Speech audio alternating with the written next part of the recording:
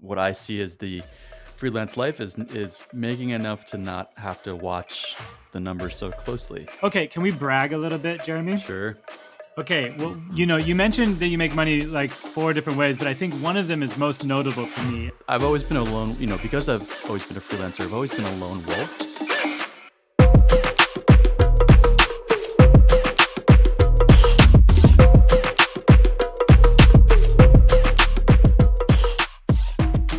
Hey, this is Philip Van Nostrand, and you are listening to the Epic Freelance Life podcast. How to make more money and live an epic freelance life. Okay, welcome everybody. My name is Phil, and I'm super excited to have with me today my longtime New York friend, Jeremy Redleaf. Jeremy, would you introduce yourself? Hello, I'm Jeremy Redleaf, Phil's longtime friend. Do you want me to say more? Yeah, tell me who you are and why you think you're here today. All right. I guess freelancers do need to get good at giving their elevator pitch, right? Exactly. All right. I feel like an amateur, but if I met you at a cocktail party, I'd tell you that I'm an artist and an entrepreneur. I make feature films and I make little businesses and try to live the most conscious life I can. I love that. And why do you think I had you on this podcast today? Why do you think you're here? I think I'm here because I maybe zag where other people zig. Yeah. And you've experienced some of the things I've created, and Yeah. we're friends. Yeah. I think even if we weren't friends, I would 100% have wanted you on this podcast. Whether it's accurate or not, I'm pretty sure I project onto you. You are like one of the true embodiments of living an epic freelance life in my mind. And and that's why you're on the show, How to Live an Epic Freelance Life. Well, thank you. It's always nice to know it's not nepotism. Yeah. I'm here. I've earned it. I've earned being here. No, totally. And like truly, like I'm fascinated, I love knowing you as a friend, but I'm also always very fascinated by your life and the directions that it's headed or going in. And so I think we'll cover a lot of different topics today, but hopefully we'll get like a bigger picture of what you're about. And this isn't, just to be clear, like a beginning story. So I'm not so much interested in like how you got into freelance, although that might be a part of the conversation. But I'm truly just interested in how you live your life as someone who sort of has agency over your life, and how you spend your time and your money and your work, and how you do that in like a really elegant way. So that'll be the thrust of the conversation today. Fantastic. We've got a plan. Yes. So my first question, I think, just to get it out of the way, is how do you make money, Jeremy? Just get right to the heart of it. I make Yeah. money in a few different ways. I work as a voice artist. Can hear this is my voice. I've been doing that for over a decade, more than a decade, 15 years, and I built up a nice little career there. It's a if you're lucky, it's a field where you can earn residual income, which means you make money when they play the thing after you record the thing. So that can be a nice supplement to other things that I do. I also work as a filmmaker for hire, whether it's a commercial or a TV show or a short film or a branded project, I get hired to do that. And then I have a company called Cave Day, which leads daily group focus sessions for a global community. It's a membership community, and I get paid via that as well. Awesome. And is there no other sources of income for you? I guess there is. I also own a website called Odd Job Nation, which I've Okay. had for a long time, and I make advertising and referral revenue on that site. And I probably have other things I'm forgetting. I used to have a lot more. I've tried to over the years tried to hone it down. Hmm. That's cool. So Odd Job Nation, I knew that about you, is still bringing in some money for you. Yeah. Cool. And I imagine some of these are more consistent than others. Like I didn't know you were doing filmmaker for hire. Is that like a once a month or once a year or some other, like how often are you doing that? Well, my general goal with my art is to not need to take the job. Yeah. So I'm pretty picky. So I get approached a lot, and I don't say yes very often. So it's got to Uh-huh. either be a friend once said it's got to either be profit or portfolio. So Yeah. it's got to be really worth it financially, or it's got to be a piece that's going to really stand out in a portfolio. So if it's not one of those, if it's not a hell yes for one of those, I usually say no. I love that. I think I live 100% by that philosophy, but I never heard it in such a succinct way. It's either profit or portfolio. Yeah, that makes Yeah. sense. How's that showing up for your life? Well, Jeremy, um, I mean, for me, I think it's very clear to me. Like anytime I'm asked to do a job, it's either going to like help pay my rent, or it's going to foster a relationship that I want to develop more, that will end up in bigger gigs. I think is usually how, and sometimes that's portfolio. So for me, it's like either profit, portfolio, or like relationship building. I think Yeah. that's like the third component, and that's how it Yeah. shows. Like, So that's interesting. That's how it used to be for me, and I oh had to kind of wean back on relationship because it was a justification to say yes to anything. Well, yeah, yeah. any relationship could be helpful. Yeah. So Well, I guess, if you know like your target, if you do have like a North Star that you're aiming towards, like I really, I want to be deep, deep in the luxury events and wedding industry. So there's um wedding planners that I haven't worked with yet that I have on a list, and so if there's an opportunity to photograph one of their birthdays for free, that is like 100% a yes for me. sure, that makes Yeah. sense. Yeah, but if it was just sort of like an any sort of ask, I think yeah, it's some people are more valuable than others in my life Yeah. for So those reasons. profit portfolio or strategic relationship. Yeah, exactly. That's good. So, which of these you said 15 years as a voice artist, filmmaker for hire, Cave Day, and Odd Job Nation? Which of these like kind of pays your bills every month? I don't really know. I don't really think about it too much, to be honest. Oh, interesting. I try to, in general, part of what I see as the freelance life is making enough to not have to watch the numbers so closely. Obviously, Ooh. I have a sense of what's hot, but things ebb and flow, and to me, that freedom is just sort of being able to be choosy with what I do, and to not Hmm. have to worry too much about about where it's coming from and how often. That sounds like really incredible freedom to me. I remember, I think Ramit Sethi used to say, like, true wealth looks really different to different people. And for some, it means like picking up the tab after dinner without looking at the price on it. And for others, it means like having someone else fold your laundry or something, or traveling the world or whatever. But for you, it sounds really beautiful to not have to like think about where your money's coming from, but just to know that like you have enough more or less at any Yeah, given moment. yeah, and I have some built-in habits and rituals to make sure that I'm not, overspending or anything like that. But generally, I do want to live in that spot where I don't That's have to good. watch so closely. But I've been seeing on Instagram or Twitter or somewhere people posting the idea of like this is true freedom, and it's just a screenshot of someone's calendar and it's empty. Oh, And yeah, and I've been struck by that idea that if you're to be winning is not to be fully booked, but to be able to, or the idea of being able to wake up whenever, right? I don't have to set my yeah. alarm because it doesn't matter when Oh, I start my day. I like that. I did that today. um, You're but winning. for yeah, I guess. But for me, that's really funny because I think for me, like, I want a full calendar. To me, that's like a life fully lived. But yeah, it's actually scary to have an empty calendar. But that's my own issue for my therapist. Um, so you said you have. I want to go to like a tiny sentence that you said, which is that you have some habits or things in place to make sure you don't overspend. Can you just tell me what that is? Like, what is this guide in your life? Oh, sure. Well, I choose credit cards that have built-in alerts. Surprisingly, not all do. So I choose cards that have alerts anytime the card is not present. So it's a way to keep track of what subscriptions I still have. And I go, oh wow, I have that one. Oh, Haven't used that in 4 months. that's funny.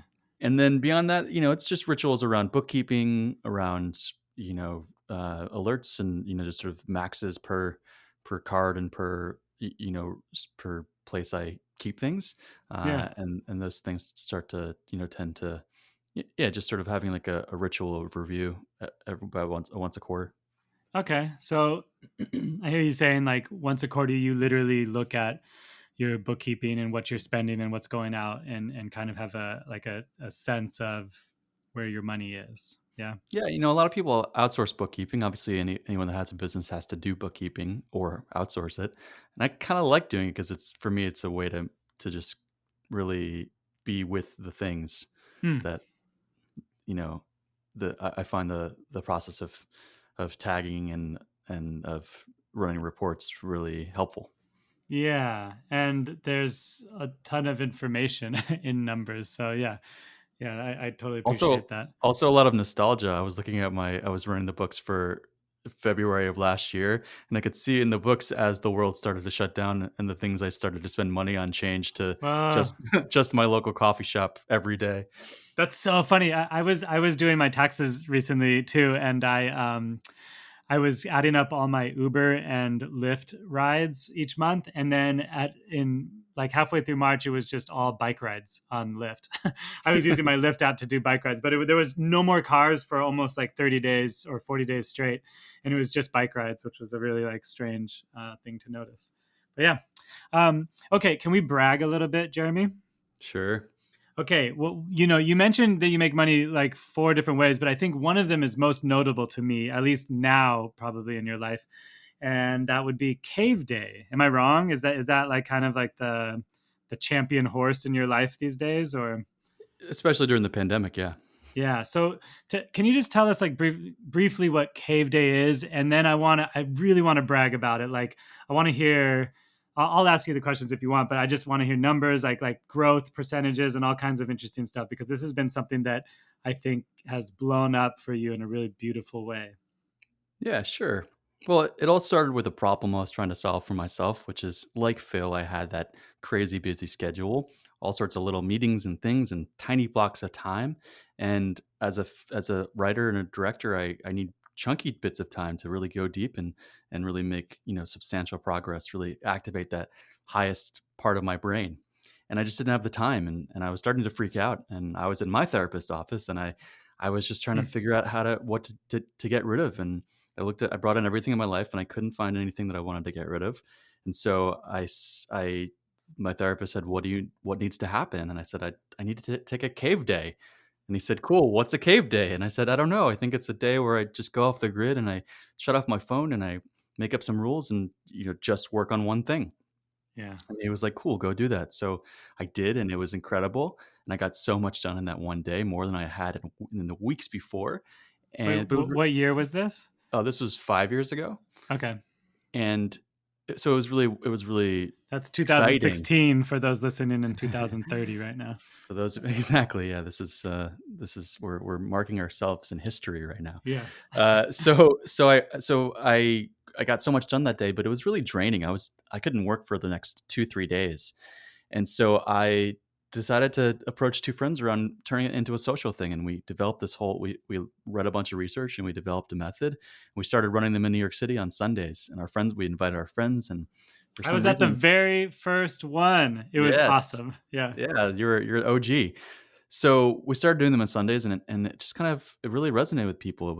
We tapped into something, and it wasn't it's supposed to be a business, but it slowly became a business. And so we started doing them in person, from once a month to twice a month to every Mm. day during the week, and then eventually online. We started to get a bunch of press, and so we started to do them online because people would be like, "I'm in India, I want to do Cave Day," But this and was pre-pandemic online. yeah, yeah. So we started doing them online, once or twice a week, and slowly building that out, but just very slow.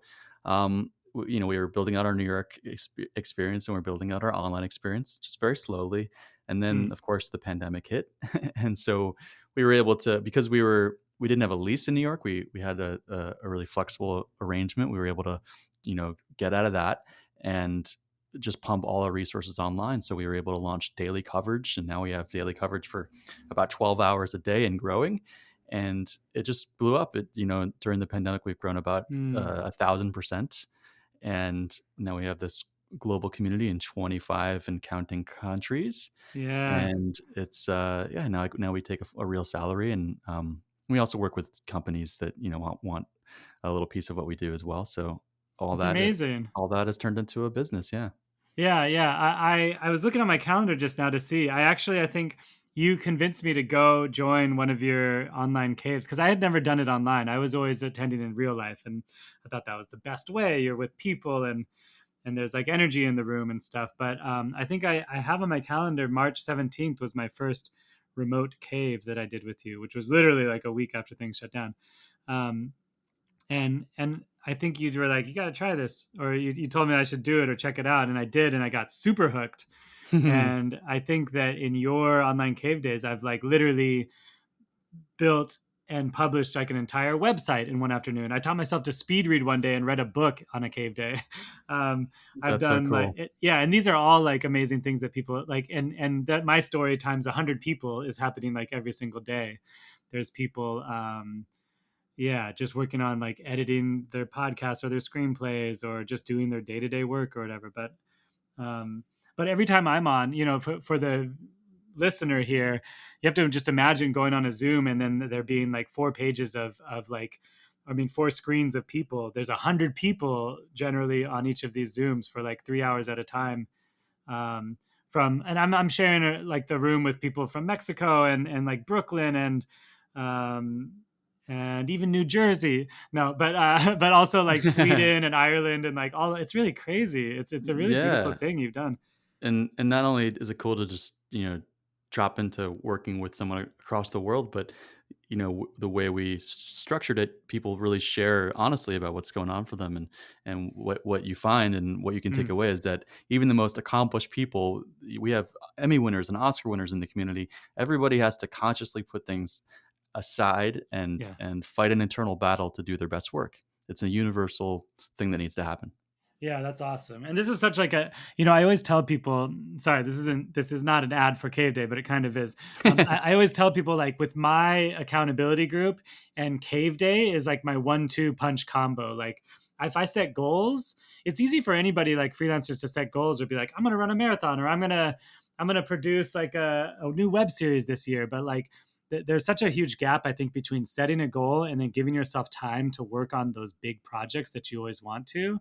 And Cave Day helps bridge that gap like so beautifully. And it's just accountability, um, clean work, no distractions, and I love it. So Yeah. thank you for creating it. Well, thanks, man. Thanks for coming and being there from the beginning.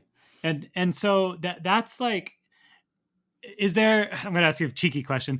Are you ever sad that you asked like 2 friends to do it because now you have to split all the profits 3 ways instead of like 2 ways or That's a one cheeky way? question. Cheeky Yeah, question received.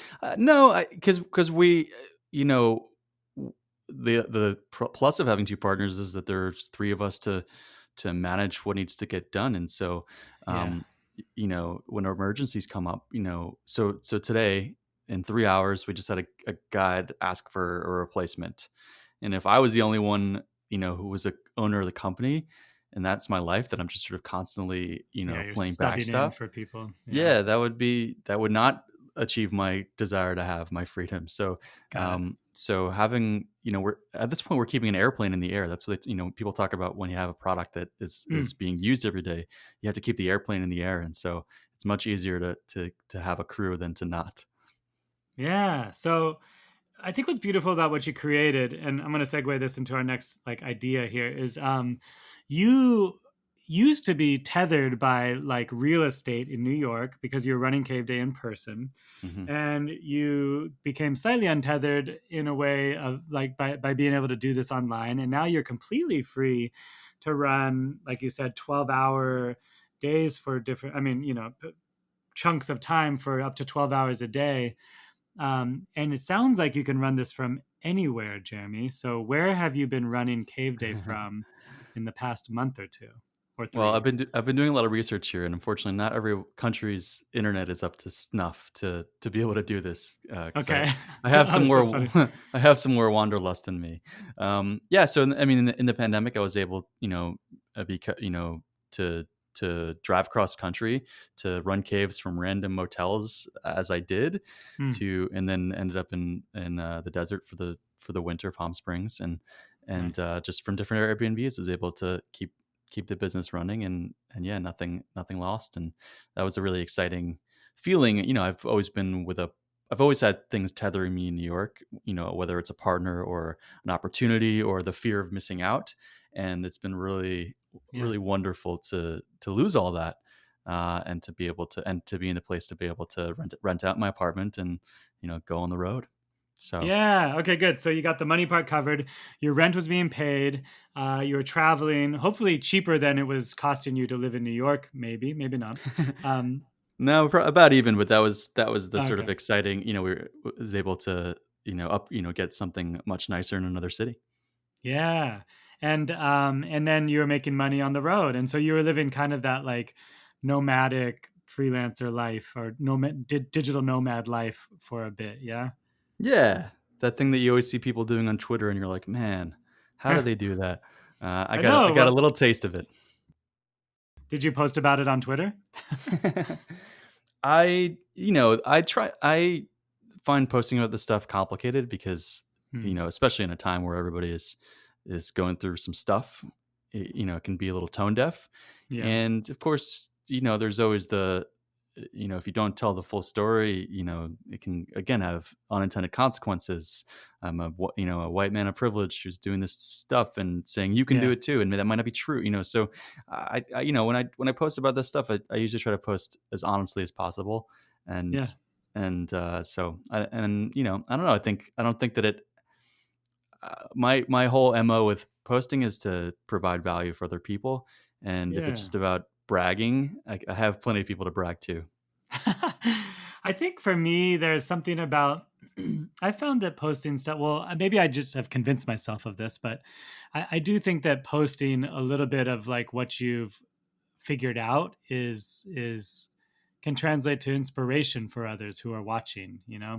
That would be my Yeah, hope is that you're like, hey, I figured this thing out. I could rent my apartment in Brooklyn for the same price, that it cost me to travel around, and there it is. That's some inspiration for some young kid who yeah. wants to I do think it themselves. And I think, an example of that is at the end of my trip, I decided to I never get into artist retreats, those like residency programs and, Hmm. things like Yaddo and, the MacArthur, all these things.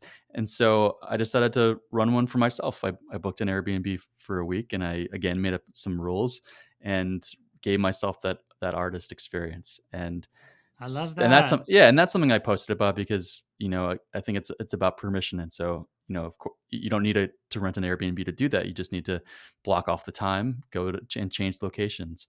So Hmm. I think there is a way to do. There's definitely a happy middle ground.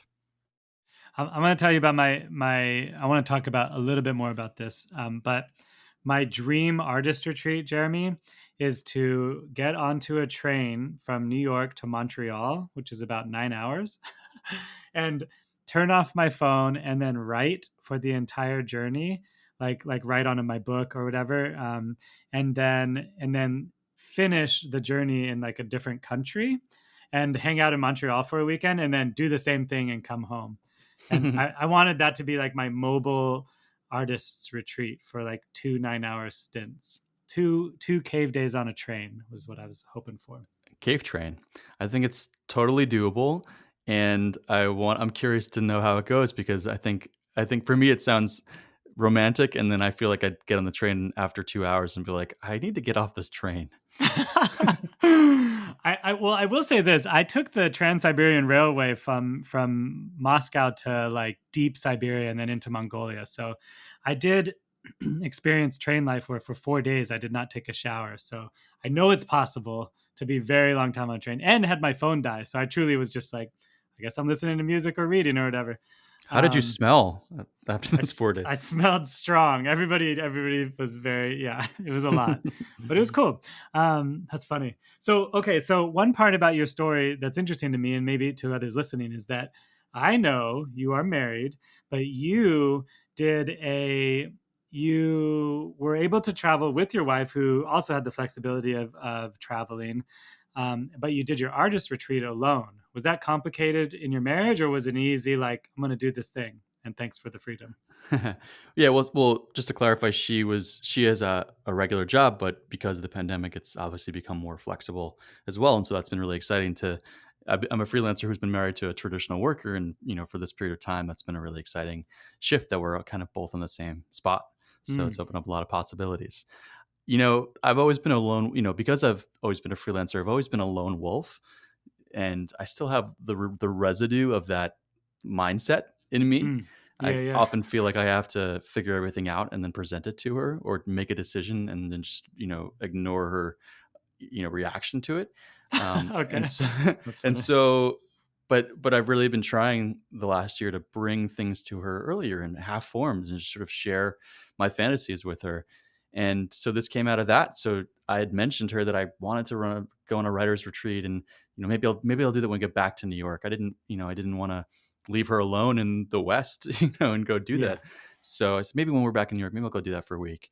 And so one day towards the end of our trip, she was like, "Are you excited to go back?" And I was like, "Not really, to be honest."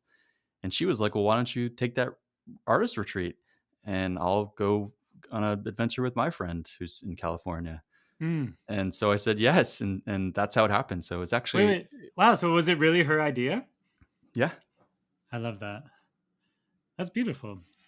yeah, but it only And you, happened because it only happened because I was willing to share a fantasy yeah, with her that, was something that I wanted to do without her. yeah, yeah, yeah. Which probably was a little scary, but yeah, but you did it in a safe way. That's beautiful, man. Um, Thanks, man. and your relationship was stronger afterwards, I'm sure. Yeah, well, we wrote. It was funny.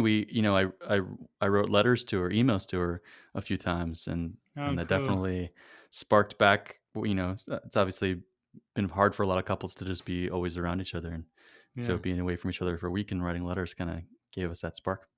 man. So okay. So do you think you're gonna do it again? Sort of falsely create an absence makes the heart grow fonder situation. I don't think we were in that phase, like that we need Oh, to do that, but I'm definitely going to do the artist retreat thing again, yeah. maybe with other people. It'll be fun. That's cool. Jeremy's going to start his fifth business in front of us right now. We know. You um, heard it here first. yeah. So I guess I asked that question like, are you gonna do it again? Because I'm so curious about. I think maybe a lot of the outside world thinks, or maybe 9 to 5ers or 8 to 6ers or whatever, think of freelancers as like sort of wild, chaotic beings who just do whatever.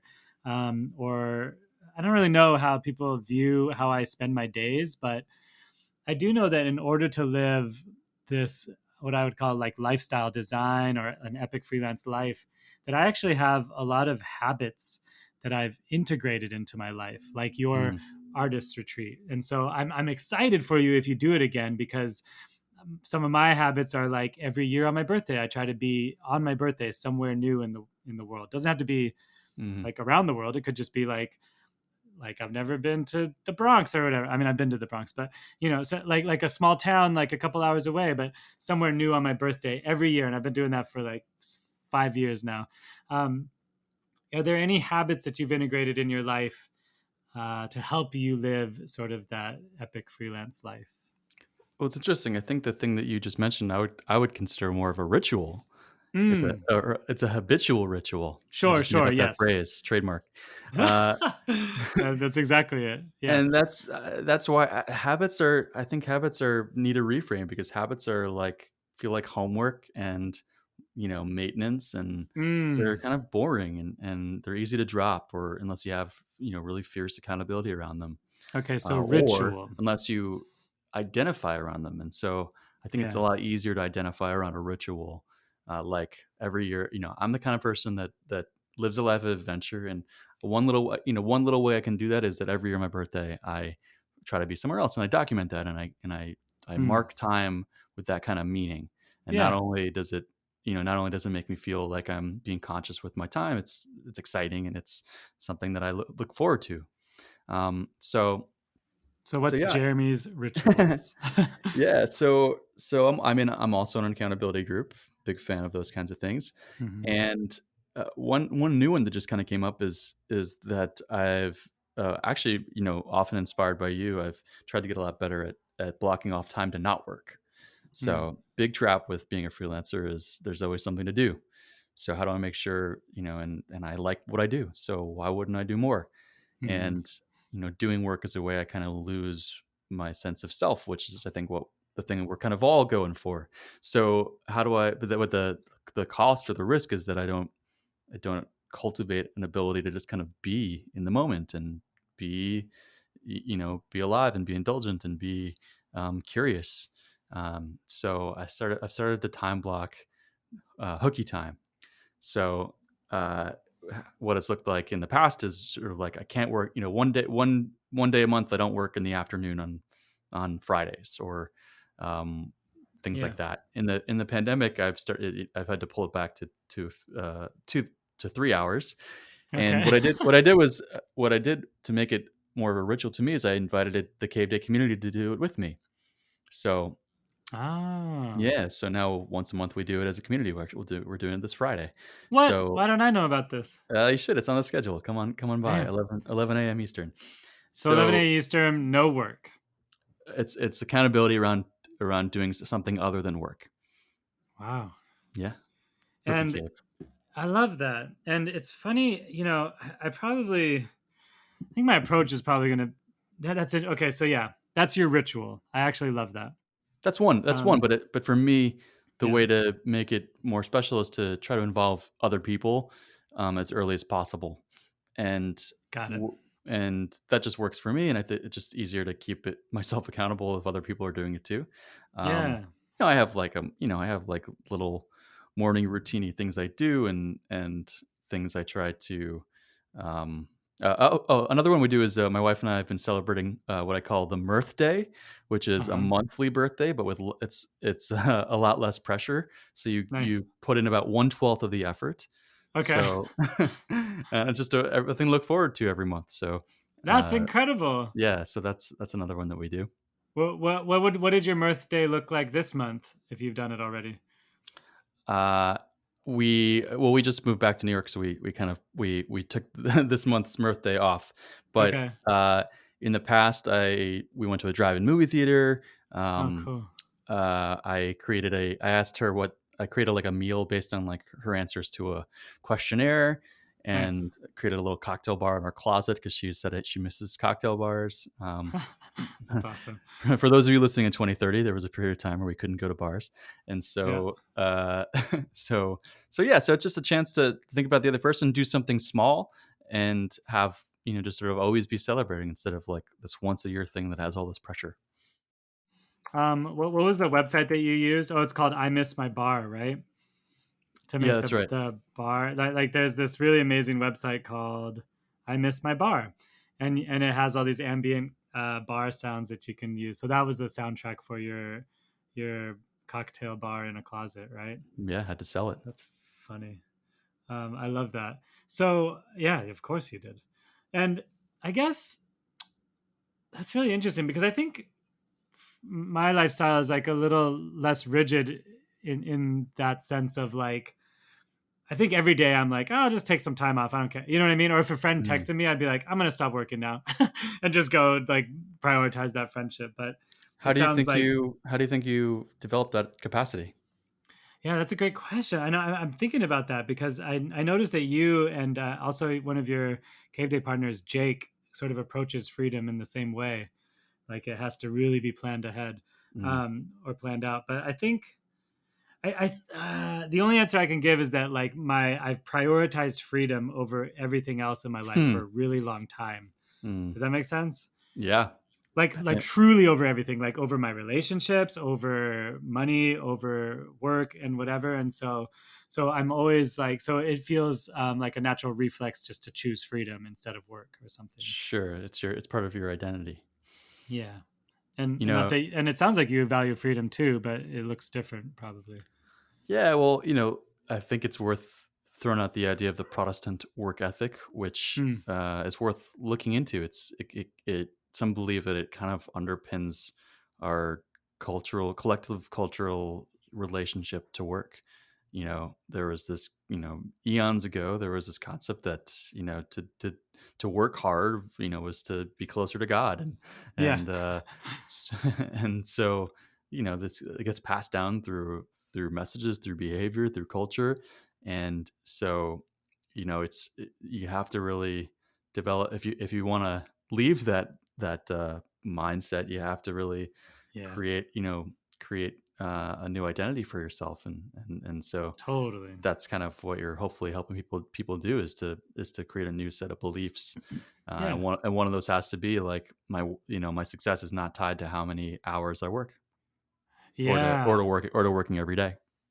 Yeah, exactly. And also like fighting against that, the like maybe the scary fear that if I take my gas off the pedal, like something bad will happen, right? Yeah, Yeah. for me, it's like I don't want, with Cave Day, I don't want to let people down, Yeah. and for being an artist, it's fighting the feeling that I'm always behind. Like I gotta finish this thing. I got Yeah. Yeah. So, but I find that it's easiest for me to take time off when I've just finished something big. Then I can tell Yeah. myself the story that like I don't, I'm not behind. You've So earned it. Yeah. And yeah, also you've earned it. Yeah. yeah, but right, but that implies that I think I have to earn it. Yeah, no, tricky. Well, maybe that's something to work on or look at or not. I mean, it sounds like I chose you for this podcast because I think you are living life intentionally, like you said at the beginning, and I think that's really important. So you're doing what you want. Yeah, well, thanks, man, and I think that this is the most basic advice that people say, which is the who you, what is it? The five, you're the average of the five people around you. That kind of Yeah, idea. I think it's really helpful to have other people that I know that are doing it. We have these conversations, and back when we were in person, we belonged to a private club where people led a similar lifestyle, and so it tends to normalize things, and yeah, normalization is exactly. really, really powerful. Yep, that's peer pressure, or peer pressure in reverse. Okay, so I want to give away like a free idea to the world. Is there a cool? Is there any like idea that you've been sitting on that you just know you're never going to be able to pull off because of the limits of your life or work or whatever? But is there any like oddball kind of freelance dream things that you would put out in the world if you could? And you're not worried about it that someone else stealing this? Well, I have a meta answer, which is that Oh, I've been wanting to make a website called someoneshoulddothis.com, yeah, where people could post these sorts of things, and you could set the terms like I want to be credited, I want 1%, I just want it to exist, pay me $50, that's amazing. because I often have these ideas, and for me it's just it's I'm happy to give away anything that I'm like, you know, someone will do it hopefully at some point. Yeah. I think I could do it well.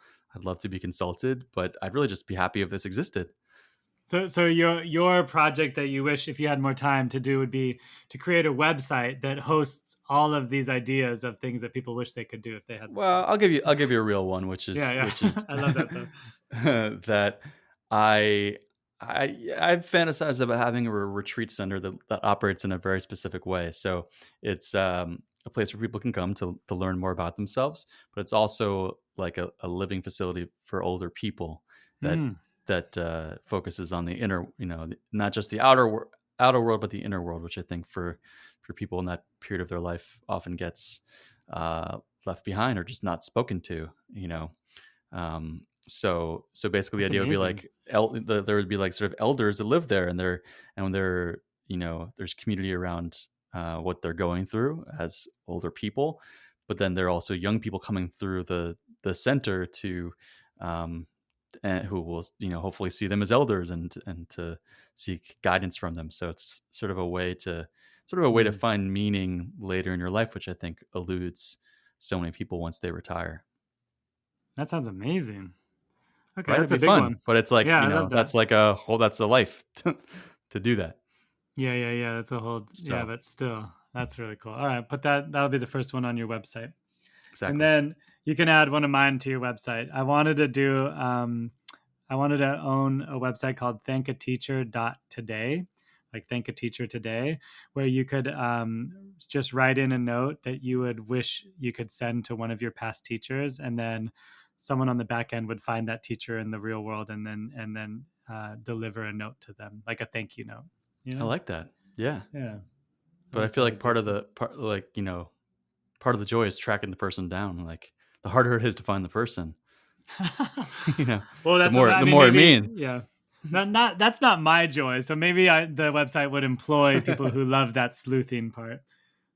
That's funny. I just want to thank someone, but I don't want to figure out how to find them. If they're not on Facebook, you're not interested. Basically, yeah. Okay, so I guess I'm gonna try to just close this out with a couple of. This is actually one of your questions that I'm stealing and throwing back to you. Take it. And the question is, what awesome or amazing media have you consumed recently? Mm. So what have you like read, listened to, or watched that you think the world should know about? That's kind of sparked your interest. Yeah. I'm getting into overseas television, which Okay. thanks to Netflix, and so we just watched Stishel, which is one of the popular Israeli shows Oh, about a rabbi and his family, and it's sort of like 6 Feet Under, but in the world of Orthodox Judaism in Israel, and it's just super amazing. fascinating, super like just will get you in the gut. Okay. And then I also really, really enjoyed Call My Agent, which is a French show about a French talent agency that's just very I've heard fun really and great things about fun and that one. pulpy and backstabby and yeah. So I don't know. There's something about I'm finding myself increasingly charmed by overseas content. Yeah. That's how I always feel about overseas like foreign movies generally, Yeah, but I never got into like the TV shows yet. So, yeah. Well, maybe that's right. We've seen a couple of foreign movies together. yeah. Maybe it's I don't know. I feel like I've watched almost all the American content during the pandemic. I feel like I've I've gotten to the end. That's funny. Yeah, I could I think a lot of people have. Although that sounds like nearly impossible for Netflix, but I'm sure you've seen everything Yeah, worth well, seeing. the Yeah. content that I would like. Yeah, yeah, yeah. So, thank you for those. Stitchel on Netflix, and then Call My Agent. I've heard great things about Call My Agent, so that's uh, that's worth checking out. Is there anything that you'd like to end on that you kind of wish I had asked you, or that you think freelancers in the world should know? And I'll let you kind of have the final word here, Jeremy. Hmm. I don't want to. I don't want to miss my shot. It doesn't have to be profound, so it just can be like something that you were thinking of earlier that maybe would be like a bonus ad.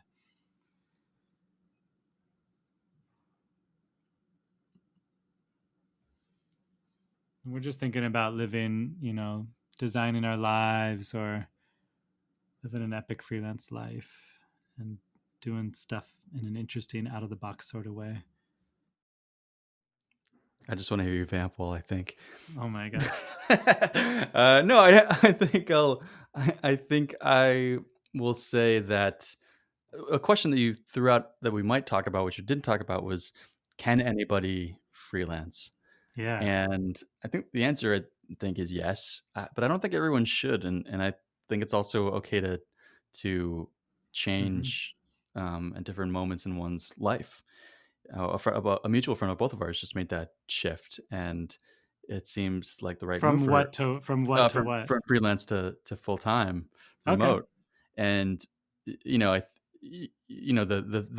one of the core skills of being a freelancer is chaos tolerance, and Hmm. just like belief that things will be good in the future. And so Yeah. I think that it's just okay that will change at different times in one's life. Sometimes it can be. I've never had a full time job except for a few months when I made a TV. I got hired to make a TV show last year, Yeah. and it was I felt a little chained by it. I had to go to I had to report in every day, but for that period of time, I didn't have to what I did in the world was just very clear, and like I just like had one big mission, and then Mm. outside of that, there was nothing else I did, and that was wonderful. And so I don't know. I just think there's a place for there's a it's a, I just want to say that it's okay. I think it's okay. It's not failure to decide Yeah. at one point in one's life, for like, I think I would just like to have a job right now. I agree with you. Actually, it's funny because I'm a huge advocate of like living an epic freelance life, but I agree 100%. It's not for everybody necessarily. And for some people, safety means different things. And Yeah. so And sometimes a stable job is the safest place you can be. yeah, and the only time I ever really think about it is when I apply for a loan or something, when they, the world of loans just like hates the idea of a freelancer. Oh, Um, yeah. so when you're making try to make big moves or big decisions, I can certainly understand the appeal of it. Well, awesome. Thank you, Jeremy. I really love talking to you. I know there's so much more we could cover, but we'll try to keep it brief ish for our listeners. And for those listening, make sure you check out caveday.org. It's at least once. It's a very cool way to do work, and it's been featured literally everywhere. I don't know, entrepreneur. I don't know. You've been featured in all sorts of magazines, right? All the things, yeah. And I'm Yeah. at Jeremy Redleaf on all the platforms. Come hang with Yep. me.